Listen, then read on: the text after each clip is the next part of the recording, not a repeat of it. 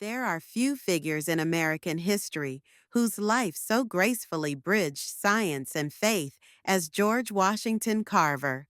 Born into slavery, rising through hardship, and guided by a quiet, unshakable faith, Carver believed that every leaf, every seed, every flower was a living sermon from God. He once said, "Anything will give up its secrets if you love it enough. When I talk to the little flower or to the little peanut, they will give up their secrets." The Bible tells us that creation itself is not silent. In Job 12:7 through 9, we are invited, "Ask the animals, and they will teach you. Speak to the earth, and it will instruct you." In Psalm 19, "The heavens declare the glory of God. The firmament shows his handiwork." These passages remind us that the natural world is not just background scenery. It is an active participant in God's revelation. Imagine Carver, early in the morning, walking through the dew-covered fields of Tuskegee. He bends low to examine a peanut, not as a scientist dissecting matter, but as a friend listening to a story. His research yielded hundreds of uses for the humble peanut and sweet potato. But Carver never claimed credit for invention.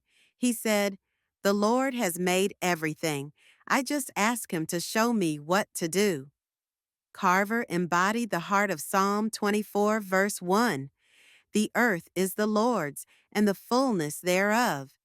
Carver's "talking to the flower" proved that when we love something deeply, whether a person, a calling, or a piece of God's world, it reveals its truth to us. Love, not force, is the key that unlocks creation's secrets.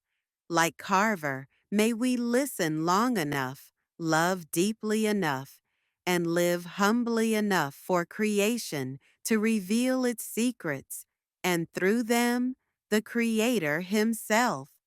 Welcome to Church School. Professor Carver, I've always been fascinated by the way you described your relationship with nature. You once said you talked with the flowers. What did you mean by that? It means that I learned to listen.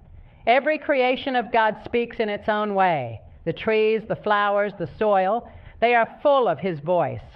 When I said I talked with them, I meant that I listened to what the Creator was saying through them. Anything will give up its secrets if you love it enough. Even a flower will tell you its story if you are quiet enough to hear.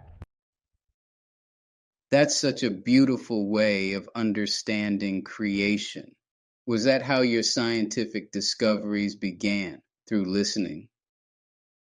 Yes, I never began an experiment without prayer. Each morning I would rise early, go into the woods, and ask God what He wanted me to learn that day. Later in the laboratory, I would ask Him again, "Lord, how did you make this peanut? How did you make this sweet potato?" And somehow the answer would come, not through a voice in the air, but through a stillness in the spirit. The Creator reveals His secrets to the heart that listens with love. So your science was really an act of devotion. Indeed. To me, there was no separation between science and religion. They are both expressions of the same truth. The great Creator made all things, and He hid wonders in every one of them. The scientist's work is to discover those wonders, not by pride or force, but by reverence. When you study the peanut or the flower with humility, you are reading another page of God's book. Many people today move quickly. They want instant results, instant answers. How would you speak to a generation that rarely slows down to listen?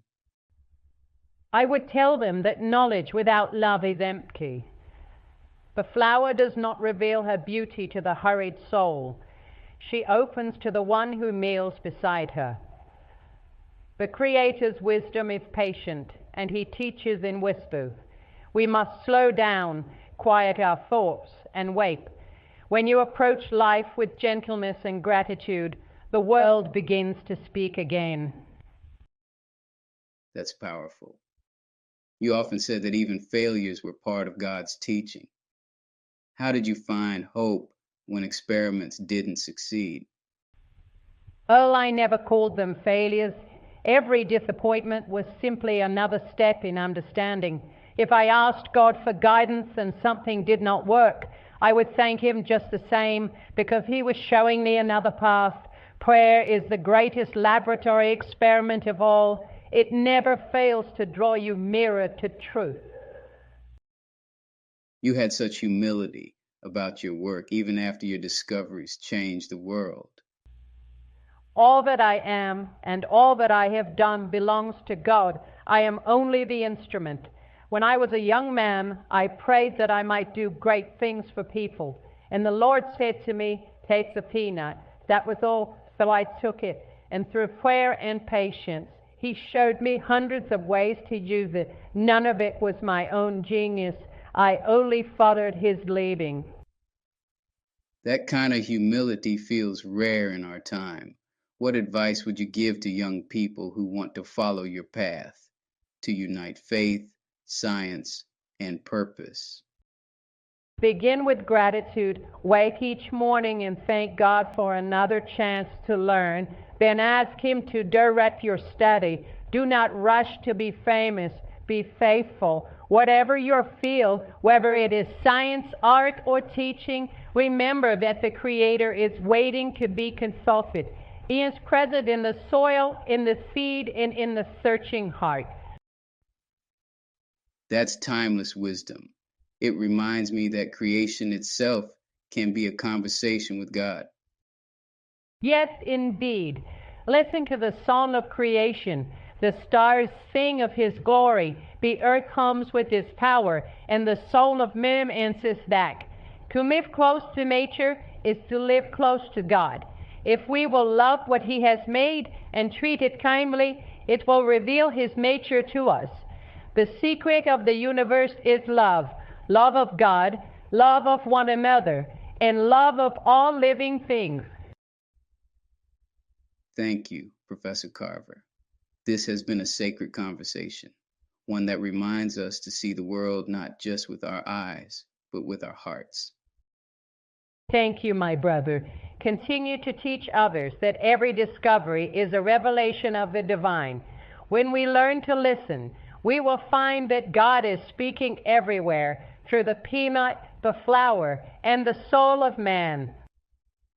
And to everyone listening, may your faith be alive, your curiosity awake, and your heart open to the voice of creation.